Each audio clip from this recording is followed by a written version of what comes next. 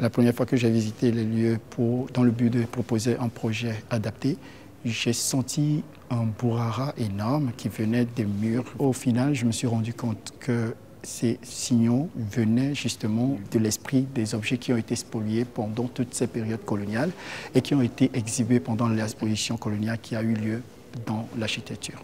Dès le début, comme je ne savais pas ce qui était à l'origine de ce brouhaha spirituel que je sentais dans l'espace, j'ai dû me rendre compte qu'il fallait faire une cérémonie au départ de pardon, mais qui finalement qui s'est transformée en une cérémonie de permission qui me donnait l'autorisation d'exposer ou d'installer mes œuvres à l'intérieur du palais.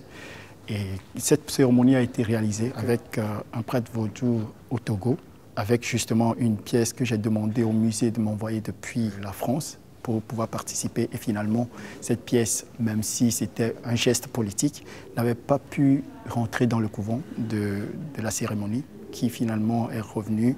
En réalité, l'installation était prévue pour être une plateforme, c'est créer une plateforme d'échange, de communication et de débat pour permettre à ce que tout le monde puisse s'exprimer, mais surtout que le public vienne mettre des mots, leurs sentiments, leurs prières à l'endroit de cette divinité.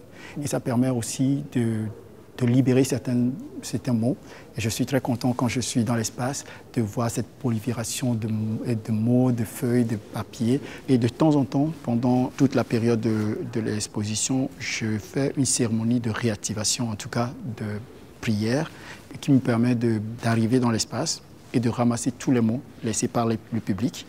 Et après, je brûle tous ces papiers sans lire forcément ce qu'ils ont écrit, parce que les messages ne sont pas adressés à une personne, mais plutôt aux divinités ou aux esprits dont je parlais tantôt.